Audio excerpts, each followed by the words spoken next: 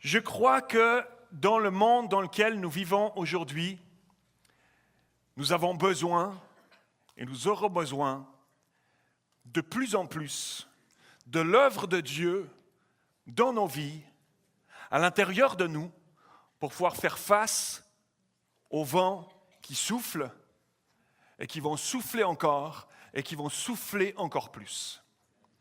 Il y a quelque temps en arrière, je discutais avec un frère de l'Église, mon ami José, et il me disait, il a repris un travail, un petit job dernièrement. Il fait traverser les enfants, comme on dit patrouilleur, il fait traverser les enfants lorsque c'est le moment d'aller à l'école, il fait traverser les enfants la route pour qu'ils puissent être en sécurité. Et il est là, et ce que j'aime dans ce témoignage, c'est qu'il y a dans la pensée de José, il y a dans sa pensée, dans quoi qu'il fasse, que tout puisse être inspiré par Dieu.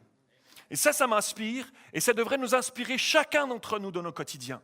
Parce qu'on n'est pas juste là un dimanche matin, puis un dimanche suivant, puis le dimanche suivant, juste pour venir avec nos beaux petits habits, venir le dimanche matin à l'église, et puis lever des mains, et c'est juste ça la vie chrétienne. Hein? Non, je crois en Dieu, puis je vais le dimanche matin à l'église. C'est pas ça la vie chrétienne. La vie chrétienne, c'est incarner dans notre quotidien, chaque jour, à chaque instant, comment est-ce que Dieu aimerait nous inspirer, comment est-ce que Dieu aimerait qu'on se comporte, comment est-ce que Dieu aimerait qu'on parle. Et alors qu'il était là en train de faire traverser les enfants, à la fin, il n'y avait plus trop d'enfants qui étaient là, il n'avait plus trop de travail, et puis il était là à se dire, qu'est-ce que je fais là, qu'est-ce que je vais faire là. Et puis, pas beaucoup d'autos qui passaient. Puis là, il se tourne, puis il voit une auto qui s'est mise sur le bas-côté, comme ça. Et puis c'est pas son job, lui, il est là pour faire traverser les enfants. Donc, qu'est-ce que je fais? Mais là, il entend une petite voix du Saint-Esprit qui lui dit « Approche-toi ». Ce genre de petite voix que souvent nous n'écoutons pas. Ce genre de petite voix où on se dit souvent « C'est moi ». C'est encore une de mes pensées. Nous devons apprendre, mes amis, mes frères et sœurs, l'Église doit apprendre à entendre et à reconnaître de plus en plus la voix de Dieu, la voix du Saint-Esprit qui nous parle. Et alors qu'il entend cette voix-là dans son fort intérieur, il y va, sans se poser de questions. Il s'approche de la voiture. En s'approchant de la voiture, il voit dans la voiture un homme qui est là, un livre ouvert sur ses genoux, et il toque à la fenêtre. Toc, toc, toc, toc, toque à la fenêtre. Le monsieur ouvre, comme ça. Il se rend compte que cet homme-là est en train de lire la Bible. Alors il se met à lui parler du Seigneur. Vous êtes chrétien? Je suis chrétien aussi. Wouhou! José, il est plein de vie. Alors, vous êtes chrétien? Waouh! Vous êtes en train de lire la Bible? Génial et tout ça. Cet homme-là était dans sa voiture. Il était découragé. Et il s'attendait à Dieu. Dit Seigneur, ça se peut pas. Il faut que tu me parles maintenant. J'en peux plus. J'en peux plus. Il faut que tu me parles. D'une manière ou d'une autre, il faut que tu me parles. Il s'est mis sur le bas-côté. Il a ouvert sa Bible. Il a dit Seigneur, parle-moi.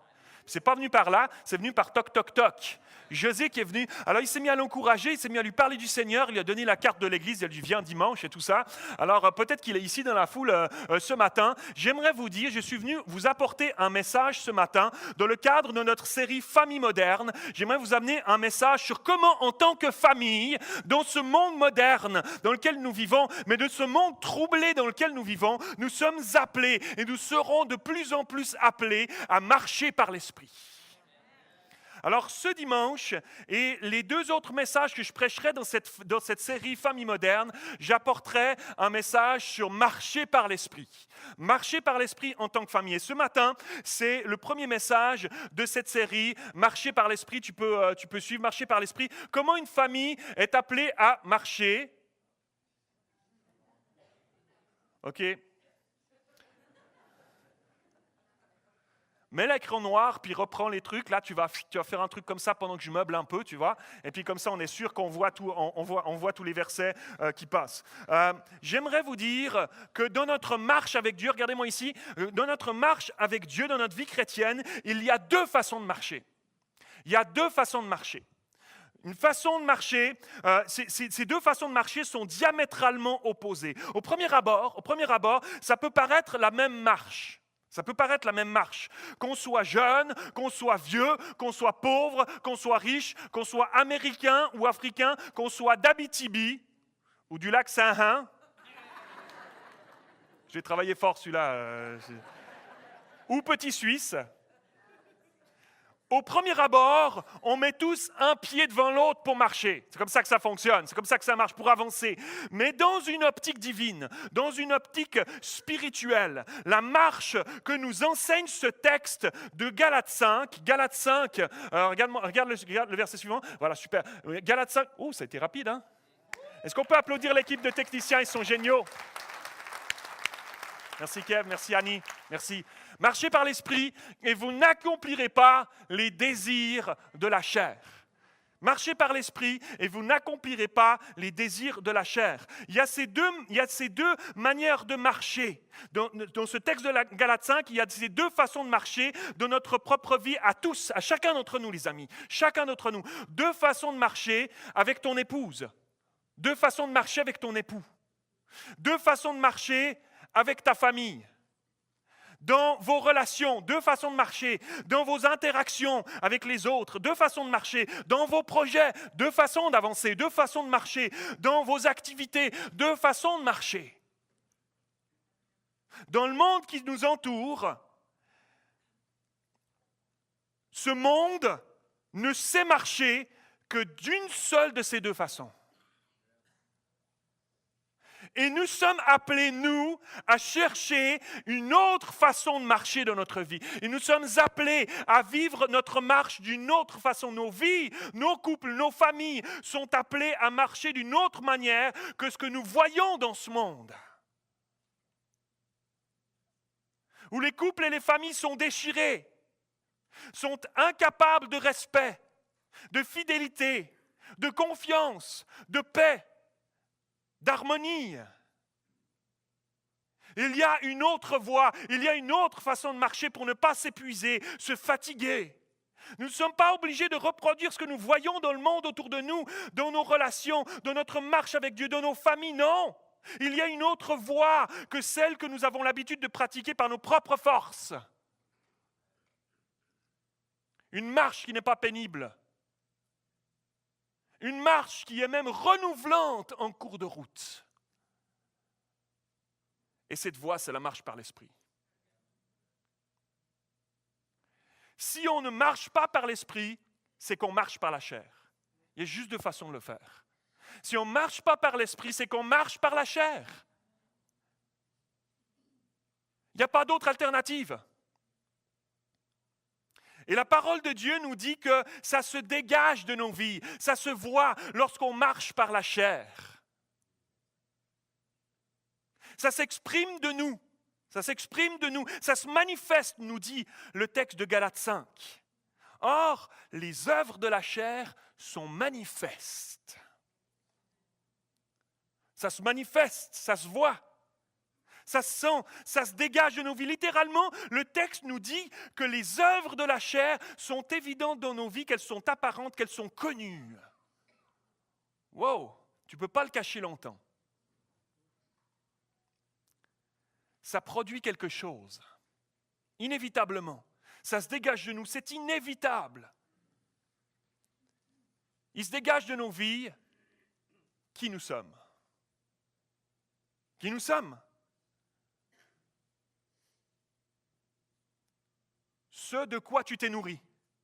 Ce de quoi tu te nourris, c'est ça qui se dégage de ta vie. Wow, ça porte à réfléchir.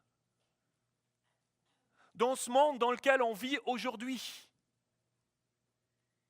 est-ce que ma vie fait une différence? Est-ce que ce qui se dégage de ma vie, de ma bouche, de mon comportement, de mes actions, est-ce que c'est le fruit de la chair? Ou est-ce que c'est le fruit de l'esprit? Parce que c'est manifeste. Parce que ça se manifeste. Wow! Wow! Ça interpelle, moi, ça m'interpelle puissamment.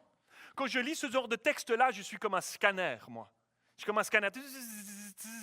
Seigneur, est-ce qu'il y a quelque chose? Est-ce qu'il y a quelque chose? David l'a fait tellement bien. Sonde-moi, ô Dieu. J'appelle ça le scanner divin, moi, ce psaume. Sonde-moi, ô Dieu, et connais mon cœur. Regarde si je suis sur une mauvaise voie et conduis-moi sur la voie de l'éternité. Ta voie, Seigneur, sonde-moi, scanne-moi, regarde à ma vie, Seigneur. Est-ce qu'il y a des choses en moi qui ne t'honorent? Est-ce qu'il y a des choses en moi qui sont de moi? Parce que moi, ce que je veux, c'est produire tes fruits à toi. Je ne veux pas produire mes fruits à moi parce que c'est des œuvres de la chair et ça se manifeste et je ne veux pas que ce soit ça qui se manifeste. L'Église ne doit pas manifester ces choses-là. Ta vie ne doit pas dégager ces choses-là. Ce n'est pas ton appel, ça n'est pas notre appel. Il y a deux façons de marcher, mes amis. Il y a deux façons de marcher. Laquelle choisissons-nous jour après jour? Laquelle choisissons-nous lorsqu'on sort du dimanche matin et qu'on rentre chez nous? Laquelle choisissons-nous lorsqu'on s'en va au travail le lundi? Laquelle choisissons-nous lorsqu'on rentre à la maison après le travail? Laquelle choisissons-nous lorsqu'on va amener nos enfants à l'école? Laquelle choisissons-nous quand on est en période d'examen? Laquelle choisissons-nous de ces deux façons de marcher?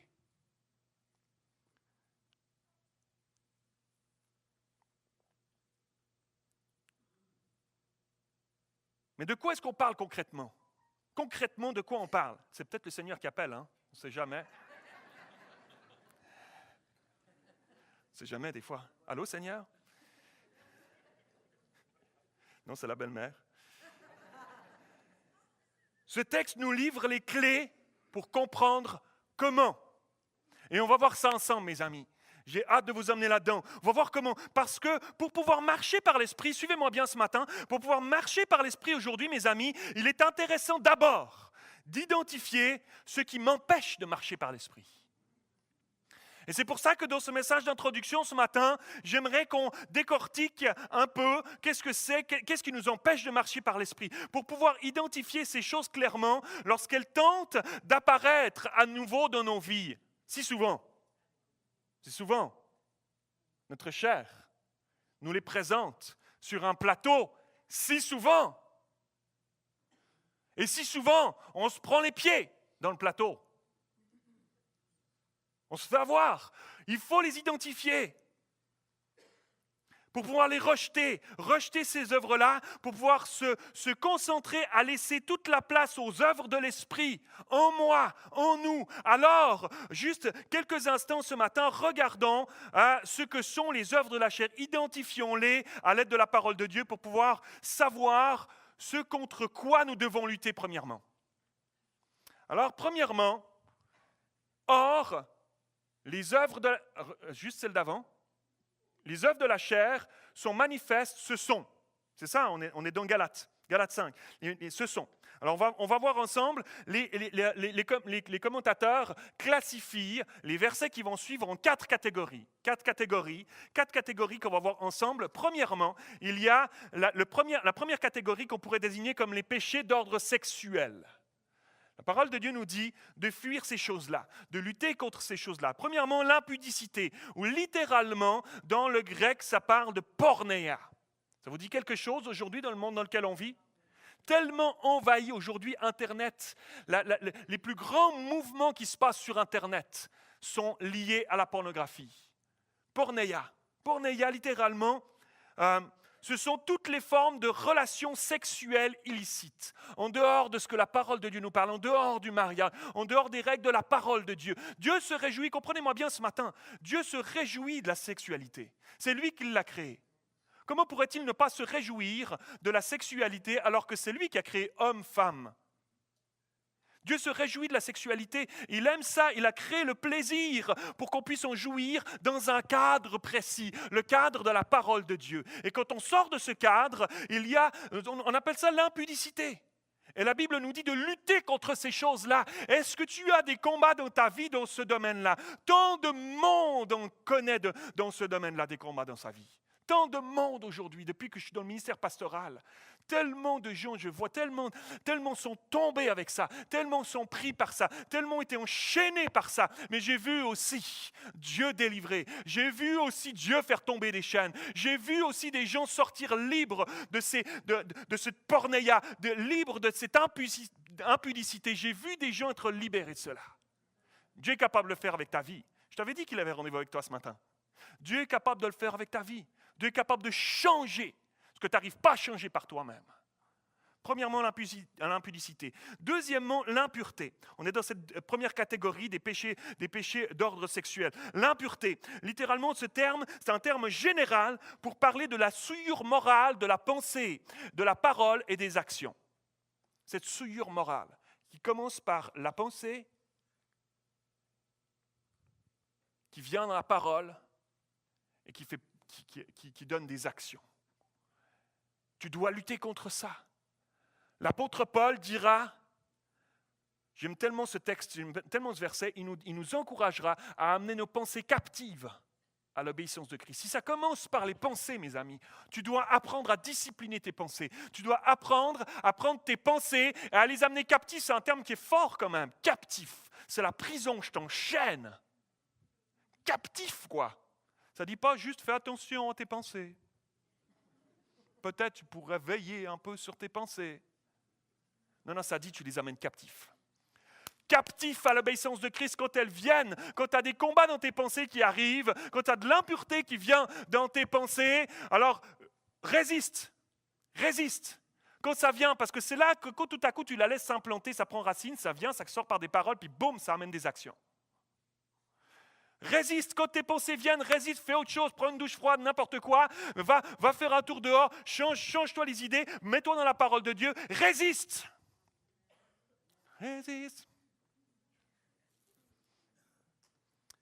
Vraiment, il y a un combat là, mes amis.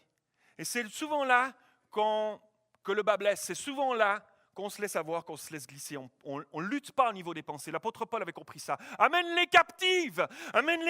Stop, arrête-toi à cette pensée. Amène-les captives à l'obéissance de Christ. Non, je ne la veux pas cette pensée-là. Non, je penserai à autre chose.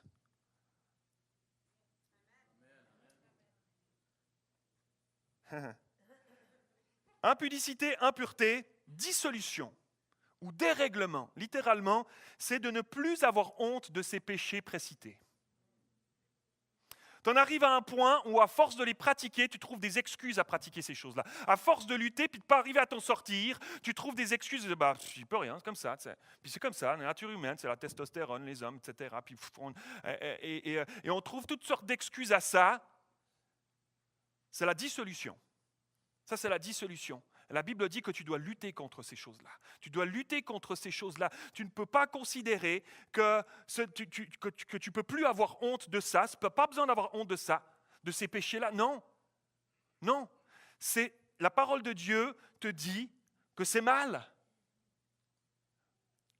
Repens-toi, dépose ces choses au pied de la croix et demande à Dieu de t'aider pour marcher sur une voie nouvelle. Wow, pasteur, tu vas fort ce matin. J'aime tellement que tu prêches des messages.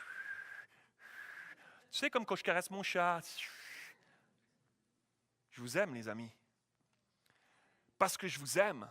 Comme avec mes filles, quand je vois quelque chose qui est dans leur vie, il y a quelque chose qui... Parce que je les aime, je ne vais pas les laisser tranquilles. Je vais prendre le temps de travailler ça avec elles, de revenir là-dessus, d'insister là-dessus, de prendre le temps avec elle. Et c'est ça qu'on fait ensemble, mes amis, parce qu'il y a un enjeu. Rappelez-vous ce que j'ai dit. Il y a un enjeu. Le monde dans lequel nous vivons aujourd'hui et dans lequel nous allons vivre dans les prochaines années est un monde où les vents contraires vont souffler de plus en plus fort. Et ça commence par ça. Si ta vie n'est pas en règle, si tu ne sais pas comment lutter contre les choses de la chair, tu ne sauras pas comment marcher par l'esprit. Et si tu ne sais pas comment marcher par l'esprit, tu vas être balayé quand les vents vont souffler. Voilà pourquoi j'aborde ces sujets-là avec vous. Voilà pourquoi on aborde ces sujets-là ensemble. Parce que je veux que nous soyons libres. J'ai ce désir que nous soyons solides, libres de notre chair. Avec des combats, oui, il y en aura toujours des combats. La tentation sera toujours là. Mais libres de ces choses-là pour pouvoir être enracinés lorsque les vents souffleront et que les gens seront balayés. Alors à ce moment-là, le monde regardera à ta vie, dira « Waouh, comment ça se fait que tu tiens ?» Il y a quelque chose dans ta vie, il y a quelque chose qui se passe en toi, quelque chose de différent que dans le monde. Si tu laisses ta chair prendre le dessus, il n'y a rien de différent de la vie du monde. Il n'y a rien de différent du dehors. Deuxième catégorie, les péchés d'ordre religieux. Ah, mais nous, on n'est pas religieux, pasteur Mathieu. On n'est pas religieux, nous. On est des chrétiens vivants, on lève les mains, etc. On joue de la guitare, il y a du drum, etc. On n'est pas religieux. Premièrement, l'idolâtrie. C'est l'adoration de faux dieux, c'est-à-dire de mettre en premier d'autres choses que Dieu. Ah, pasteur, on n'est pas religieux.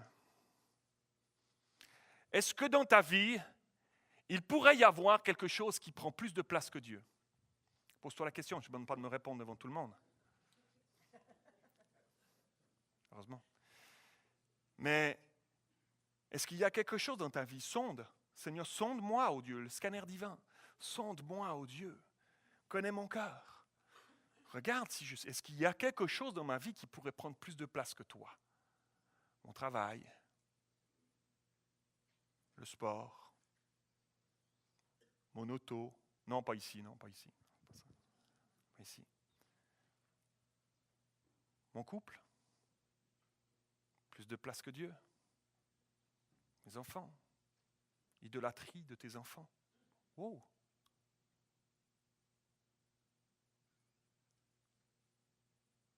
Loisirs. Les accomplissements personnels. Tellement de choses aujourd'hui peuvent prendre la place de Dieu. C'est de l'idolâtrie. C'est des péchés religieux. L'idolâtrie. Deuxièmement, dans cette catégorie, la magie. Le terme grec, suivez-moi bien, le terme grec pour parler de magie, moi je ne fais pas de magie, etc. Quand on lit ça, je ne fais pas de magie, moi. Regardez, le terme grec parle de pharmakeia. Pharmakeia, d'où vient le mot actuel pharmacie. C'était à l'époque la prise de produits stupéfiants qui faisait entrer la personne qui la consommait dans un état second pour vivre une transe lors des adorations des dieux païens. Waouh! Quand ils voulaient adorer les dieux païens, qui rentraient dans les temples païens, ils prenaient des substances illicites, qui ne l'étaient certainement pas à cette époque-là, ils prenaient des stupéfiants, et ça les faisait entrer en transe, et ils rentraient dans une espèce de transe d'adoration, c'était lié aux religieux. Waouh! Ça ressemble étrangement à certains produits illicites aujourd'hui, tellement répandus dans notre monde, et c'est lié, intimement lié à l'adoration, parce qu'on ne peut plus s'en passer. Ça devient nos dieux, et ils se mettent à nous diriger. Il y a quelque chose de spirituel derrière ça. Waouh! C'est de ça dont parle le terme magie. Pharmakeia. Intéressant. Intéressant. Troisième catégorie, ce sont les péchés d'ordre sociaux. D'ordre sociaux. Les inimitiés ou les rivalités. Il n'y en a pas ici, hein? Il n'y a pas au Québec de ça. L'inimitié, les rivalités. C'est un sentiment de rivalité entre personnes ou entre groupes.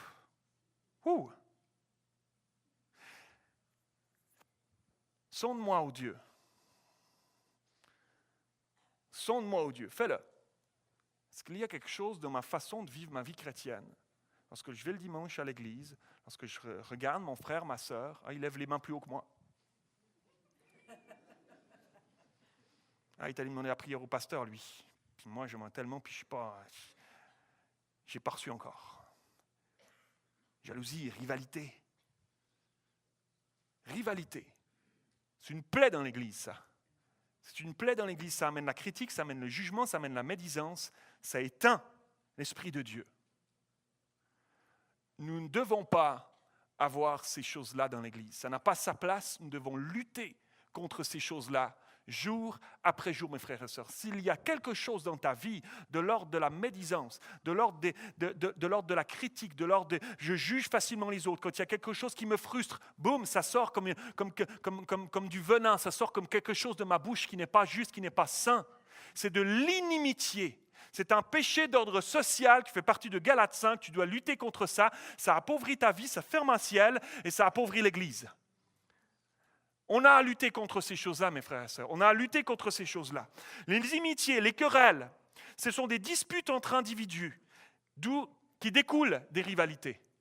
Parce que quand il y a des rivalités, si on n'arrête pas ces choses-là, si on n'amène pas ça captif à l'obéissance de Christ, comme l'apôtre Paul l'a dit, alors ça devient des querelles. Ces inimitiés deviennent des querelles. On commence à se disputer, ça devient des paroles, ça devient des actions, ça devient, on ne se parle plus, ça devient des choses terribles dans l'Église. On en vient à retrouver des gens dans l'Église qui ne se parlent plus.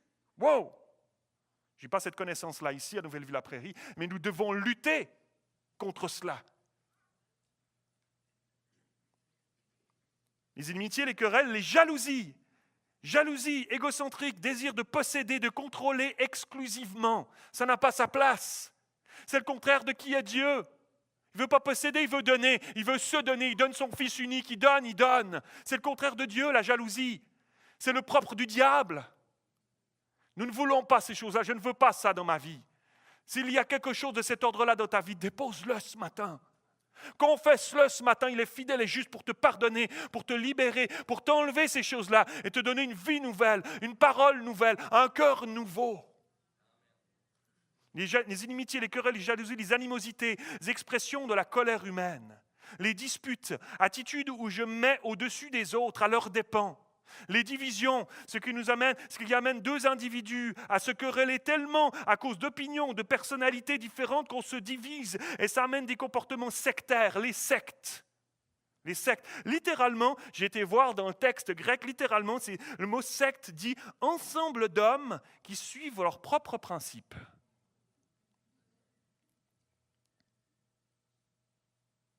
Waouh! Les divisions, les animosités entre eux, ça crée des disputes, ça crée des divisions. Puis après, parce que moi, je tiens mon point. Mon avis, c'est ceci, mon avis, c'est cela. Et c'est ça que ça fait. Ça crée un esprit sectaire, ensemble d'hommes qui suivent leurs propres principes.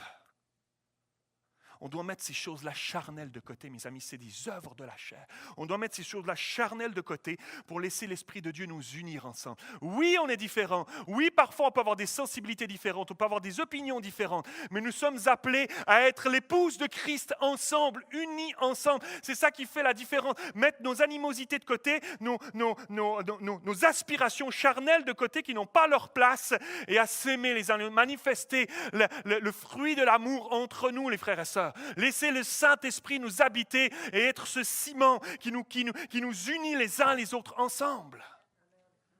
Quatrièmement, il y a cette quatrième et dernière catégorie qui regroupe les problèmes liés à l'alcoolisme. Intéressant qu'il parle de ça dans cette liste-là. L'ivrognerie, c'est l'usage excessif, immodéré de boissons alcoolisées, de boissons fortes.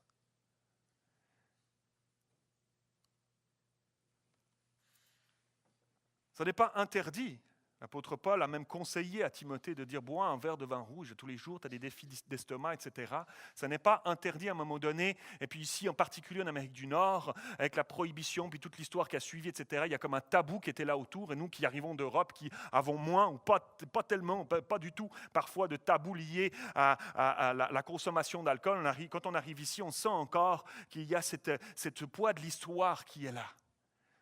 Dieu n'a jamais dit interdit. Je vais même dire interdit total, c'est des excès de ces choses-là. Et mes amis, quand on se retrouve ensemble, je suis le premier à être content de boire un verre de vin rouge, à boire une bière avec quelqu'un. Oh, pasteur!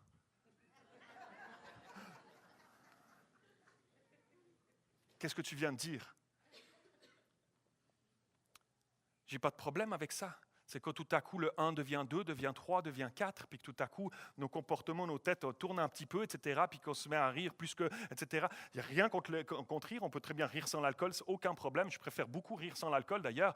Et c'est ces choses-là, c'est quand tout à coup ça devient immodéré, quand tout à coup ça prend plus de place, c'est là que ça prend la place de Dieu. C'est là que ça prend la place de Dieu. C'est pas ce que tu veux, c'est pas ce que je veux, c'est pas ce que nous voulons. Absolument pas. L'ivrognerie, c'est une œuvre de la chair contre laquelle nous devons lutter. C'est un péché que nous devons confesser s'il y a des excès, des abus dans nos vies, que nous devons déposer au Seigneur pour pouvoir apprendre une gestion saine de ces choses-là. L'ivrognerie. Deuxièmement, les excès de table. Littéralement, à l'époque, c'était des beuveries. Des beuveries qui... On dit ça au Québec, comprenez ? Qui accompagnait les cultes d'adoration offerts à Bacchus, le dieu de la vigne. Waouh! C'est drôle, c'est toujours lié au spirituel. Vous remarquez, c'est toujours lié au religieux. Hein? Tac, c'est quand on allait adorer, c'est quand on allait, etc. Et les choses semblables. Je vous dis d'avance, comme je l'ai déjà dit, que ceux qui commettent de telles choses n'hériteront point du royaume de Dieu. Waouh! Je pense qu'on peut tous se retrouver dans l'un ou l'autre de ces choses, une ou l'autre de ces choses qu'on vient de citer, lorsqu'on est soumis à une marche par notre propre chair. Parce que la chair ne peut pas produire autre chose. Avant de laisser le Saint-Esprit nous conduire toujours plus, nous avons besoin d'identifier, mes amis, de connaître notre ennemi, ce qui nous freine, ce qui nous empêche d'avancer, pour pouvoir le combattre, le refuser, le rendre captif et le crucifier. Y a-t-il ce matin, dans cette liste de choses, quelque chose qui m'enchaîne encore? Sonde-moi, ô Dieu, et connais mon cœur. Des choses de cette liste qui me collent encore à la peau. Que devrais-je déposer à Jésus ce matin? Que devrais-je lui demander de me débarrasser et de me délivrer ce matin? Y a-t-il quelque chose en toi ce matin qui aspire à marcher par l'Esprit de Dieu? De te laisser conduire une fois pour toutes par Jésus, c'est ton moment ce matin. C'est un rendez-vous divin ce matin. Identifie ton péché, ce qui te freine, ce qui t'empêche de marcher par l'Esprit de Dieu dans la marche de ta vie, et dépose-le à Jésus ce matin. Débarrasse-toi-en. Il a payé de sa vie. Il a payé de sa vie sur la croix pour te débarrasser de ça ce matin. Crucifie ta chair ce matin. Meurs à ces choses sales qui t'éloignent de Dieu, tout comme notre Maître Jésus nous a montré la voie en mourant sur la croix. Il y a un renoncement, une mort à soi-même, à vivre pour pouvoir accéder à la marche par l'Esprit de Dieu. C'est pour ça que je commence par cela ce matin. Avec franchise, honnêteté. Je ne peux pas prêcher un autre message que celui-là ce matin. Je ne vais pas juste vous lancer de la poudre aux yeux. Marche par l'Esprit, tu verras, tu accompliras des grandes choses. Etc. On fera des trucs plus grands que Jésus, c'est lui-même qui l'a dit, etc. C'est génial tout ça. Mais ça commence par là, mes amis. Sonde-moi, ô Dieu, où en est ton niveau d'humilité ce matin? Es-tu prêt à regarder ta vie en face et de dire, oui, c'est vrai, il y a des choses de cette liste-là. Et je comprends mieux maintenant pourquoi. Des fois, je veux avancer je veux avancer, j'aimerais mettre en pratique les messages que j'entends, j'aimerais, etc. Mais on dirait que ça ne prend pas, on dirait que je n'arrive pas à avancer, on dirait que je cours comme si j'étais dans l'eau. Tu sais, tu as déjà essayé de courir dans l'eau?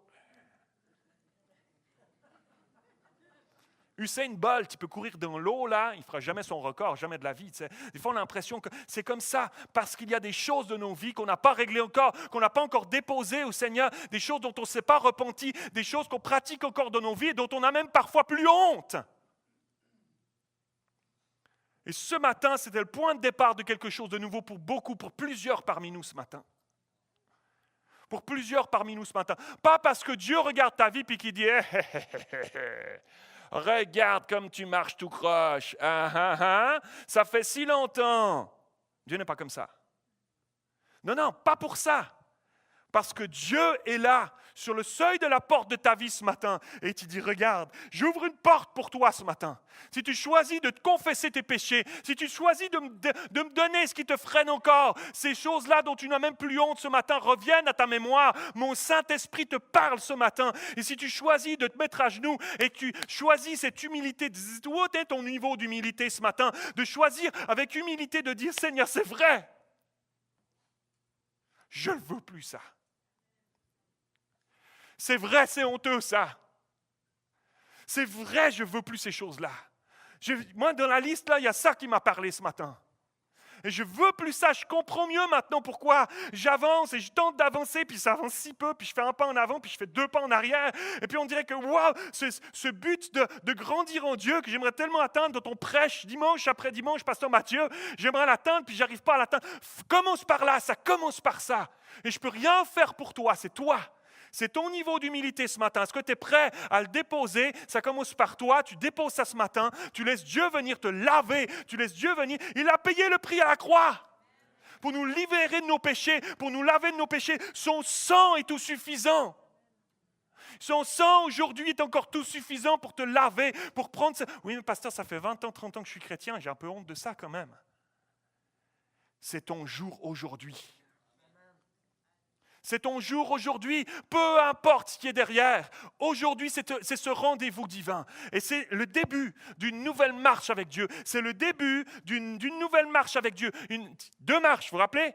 Les deux marches, c'est le début. J'arrête la marche par la chair. C'est le début. Alors si tu arrêtes la marche par la chair, c'est le début d'une deuxième marche. C'est le début de la marche par l'Esprit. Quelque chose de nouveau, quelque chose de frais, parce que c'est l'Esprit de Dieu. C'est pour ça qu'il a dit qu'on ferait des choses plus grandes encore que Jésus lui-même. Parce que l'Esprit de Dieu, dans chacune d'entre nous, qui nous laisse interpeller pour les toquer à la porte d'une fenêtre, d'une voiture qui est arrêtée, pour aller, waouh, des moments divins comme ça. Imaginez-vous la multiplication avec toutes les personnes que nous sommes aujourd'hui. L'Église va grandir encore. Dieu va sauver encore des âmes, parce que Dieu va t'utiliser, parce que tu vas marcher par l'Esprit. C'est ça la vie qui t'attend. C'est pas le oh là là, mais ton niveau d'humilité dépose ce matin parce qu'il y a une vie nouvelle pour toi. Est-ce qu'on peut dire amen à cela? Amen. Oh oh.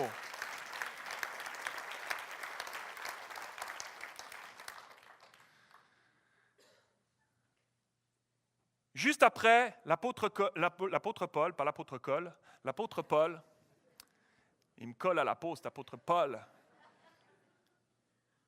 Galates 5, 22, mais, après ça, il y a la suite, il y a ce qui s'en vient pour toi si ton niveau d'humilité te donne la possibilité ce matin de déposer les œuvres de ta chair, les œuvres de la chair ce matin au pied de la croix. Voilà la nouvelle vie, la deuxième marche qui arrive maintenant. Mais le fruit de l'Esprit, c'est l'amour, c'est la joie, c'est la paix, c'est la patience, c'est la bonté, c'est la bienveillance, l'intégrité morale, c'est la fidélité, la douceur, la tempérance. La loi n'est pas contre ces choses. Ceux qui sont à Jésus-Christ ont crucifié la chair avec ses passions, avec ses désirs. Si nous vivons par l'Esprit, alors marchons aussi par l'Esprit, mes amis. Ça, c'est la parole de Dieu pour nous ce matin. Ça, c'est la nouvelle vie pour toi. Alléluia. Wow, toutes ces choses auxquelles on aspire. Parce que quand on a fait la liste tout à l'heure, j'ai vu vos têtes. Les dissolutions, puis l'inimitié, puis pornéia, etc. J'ai vu vos grimaces. Mais c'est vrai, c'est pas beau à voir.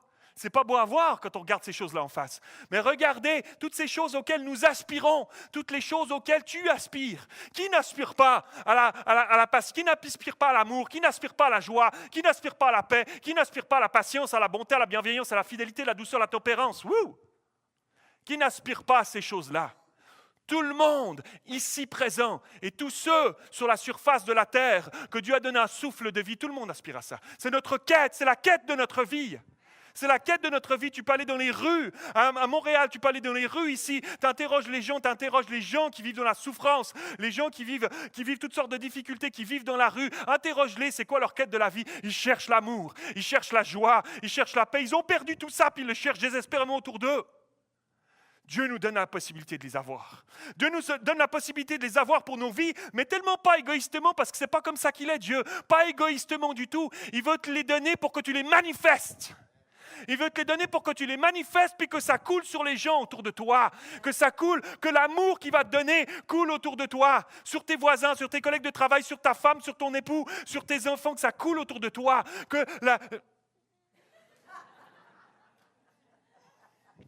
Annie, merci de remettre la petite liste, le verset. Voilà, yes. La joie, que la joie coule autour de toi. La joie, est-ce que ça se dégage de ta vie? Non, parce que tu as besoin de Jésus, tu as besoin de marcher par l'Esprit. C'est lui qui donne la vraie joie. Pas une joie feinte, pas un truc où on fait semblant. La vraie joie du Saint-Esprit, c'est lui qui te la donne et ça va couler autour de toi. La joie, la paix, la patience, toutes ces choses-là, ça va couler de ta vie. Ce n'est pas juste pour toi égoïstement. Moi, je suis en paix.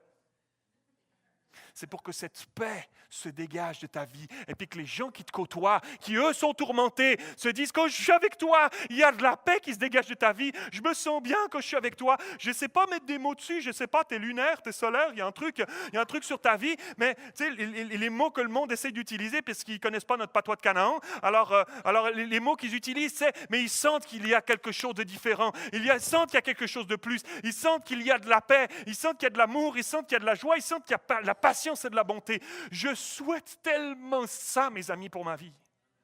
Je souhaite tellement que ma vie dégage et dégage plus cela. Je souhaite tellement que ta vie dégage et dégage plus cela. Et si le passage pour y arriver, C'est un passage où je m'humilie et puis je dépose devant Dieu ces choses-là qui m'empêchent d'avancer, ces œuvres de la chair. Alors je le fais. Alors on le fait ce matin, mes amis. Alors on le vit ensemble ce matin. Amen. Alléluia. On le vit ensemble ce matin. Est-ce que je peux demander aux musiciens de s'approcher, juste commencer à jouer tranquillement derrière? On le fait, mes amis. On le met en pratique, mes amis. Est-ce qu'on peut dire amen à cela? Quels sont ceux qui disent, moi je veux ça? Les œuvres de la chair, là. Les œuvres de la chair, non. Moi je veux pratiquer ces choses-là. Alors, comprenez-moi bien ce matin. Ne soyons pas dans l'utopie de penser que notre chair, on peut l'annuler. Et je termine avec cette image-là. J'avais une illustration, j'avais des choses, mais je termine avec ceci. Ta chair, tant qu'on sera ici sur cette terre, elle sera toujours là. Ouais, mais alors qu'est-ce que tu viens de raconter? Je vais faire comment, moi? Ne pense pas que un coup de baguette magique, une prière du pasteur, un engagement ce matin, puis fini, j'ai plus de problème avec ma chair. Marcher par l'esprit, j'ai entendu dans le message, pasteur Mathieu, je vais marcher par l'esprit à partir de maintenant, là, fini la chair, fini les tentations, fini le péché, fini tout ça. Non. Non. Notre chair, elle sera toujours là. C'est quand on sera là-haut qu'il sera venu nous chercher son épouse et qu'on va se retrouver là-haut avec lui. Qui va changer notre corps en corps de gloire. Là, notre chair va disparaître. On va se retrouver là-haut avec ce corps de gloire, revêtu de ce corps de gloire. Alléluia, mes amis. Je vous réserve une place pas loin de m'arranger, ok? Ça va être magnifique. Ça va être extraordinaire. Mais tant que nous sommes sur cette terre, comme une piqûre de rappel pour nous obliger à rester tout proche de Jésus, ta chair, elle sera toujours là. Tu as deux choix. Regardez, je vous raconte une histoire. C'est l'histoire de ta vie. C'est un jardin. Un jardin planté de beaux arbres. De beaux arbustes, il y a des fleurs, il y a des arbres fruitiers. Il est beau quand tu rentres dedans, tu fais juste « waouh ». Le ciel est bleu, les couleurs sont là, l'herbe est verte, c'est juste magnifique. Un peu comme la Suisse.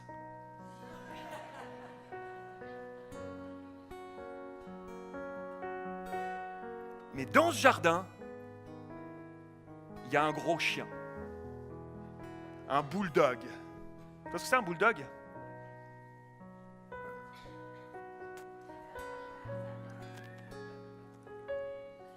Un gros bulldog. Des grosses canines. Et quand tu rentres dans ce jardin-là, quand tu mets le pied dans ce jardin-là, il est beau, il est magnifique, puis tout à coup, t'as un gros bulldog qui arrive, puis il veut te bouffer. Tu fais quoi? Tu montes sur un arbre. On dirait que la jouissance du jardin perd son attrait. Wow! Ben non, parce que moi, si je dois juste me construire une cabine dans un arbre parce qu'il y a un chien en bas, j'ose pas descendre, ça ne va pas le faire. Ce jardin, c'est ta vie et ce bulldog, c'est ta chair. Tu peux choisir de laisser le bulldog en liberté dans le jardin, courir partout, le nourrir, qu'il prenne plus de poids encore, de force, puis dès que tu mets un pied dedans, ça c'est ta vie. Quand tu nourris ta chair, quand tu manifestes les œuvres de la chair, ça c'est ta vie. Le jardin est beau, le plan de Dieu pour ta vie reste le même, il est beau. Il y a tellement d'avenir, il y a tellement de possibilités, mais tu laisses ta chair prendre le dessus et tout détruire. Et le chien, il ronge les arbres, il laboure la terre. Finalement, au bout d'un certain temps, le jardin, il n'a plus du tout l'attrait qu'il avait avant. Mais tu peux choisir, tu ne pourras jamais tuer le bulldog, mais tu peux choisir de le prendre, de l'attraper, de l'attacher dans un coin du jardin avec une laisse comme ça longue, et tu ne lui donnes pas à manger. Il va devenir tout maigre. Quand il aboiera, il fera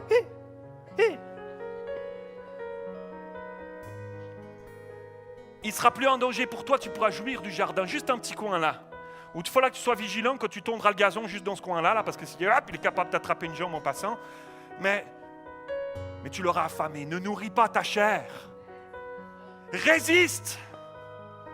Résiste. Combat le bon combat de la foi. Crucifie la chair. Nous avons crucifié notre chair Lorsque tu as donné ta vie à Jésus, voilà ce que tu as choisi de faire. Renoncer à toi-même. Voilà ce matin ce qui t'est proposé pour pouvoir rentrer dans une nouvelle vie, une nouvelle marche, l'autre façon de marcher, à laquelle nous sommes tous appelés et qui va faire toute la différence dans ta vie, dans ton couple, dans ta famille, à ton travail, là où Dieu t'a placé et dans ce monde. Toute la différence qui rendra l'Église belle et forte. Et lorsque les vents vont se mettre à souffler, lorsque les vents souffleront encore, lorsque le bulldog viendra et criera encore, tu lui dis non, assis, tu es attaché, tu ne viens pas. Et tu marcheras par l'Esprit. Et parce que ton jardin sera bien là, qui sera arrosé, tes racines seront profondes. Et lorsque les vents vont souffler et qui vont balayer ceux qui n'auront pas choisi de laisser le scanner de Dieu sonder leur humilité et de dire est-ce que je suis capable de déposer ces choses-là, de reconnaître mes erreurs, mes péchés, mes manquements, de reconnaître que trop souvent je laisse la chair prendre le dessus et de la déposer. Alors, ceux-là vont être balayés quand les vents vont souffler, mes amis. C'est pas ce que je te souhaite. C'est pas ce que je nous souhaite. C'est pas ce que je me souhaite. C'est pas ce que je souhaite à l'Église. L'Église sera faite dans les temps de la fin de chrétiens qui auront choisi de renoncer à leur chair et qui se laisseront marcher par l'Esprit. Amen. Est-ce qu'on peut incliner nos têtes quelques instants? Alléluia, Seigneur. Alléluia, Jésus. Alléluia, Seigneur. Mon appel ne sera pas long, il est clair, mon message a été clair ce matin. Est-ce que ce matin, il y a des frères et sœurs qui laissent le scanner de Dieu, sonde-moi, ô Dieu, et qui veulent choisir de laisser l'humilité prendre le dessus ce matin, de dire je reconnais.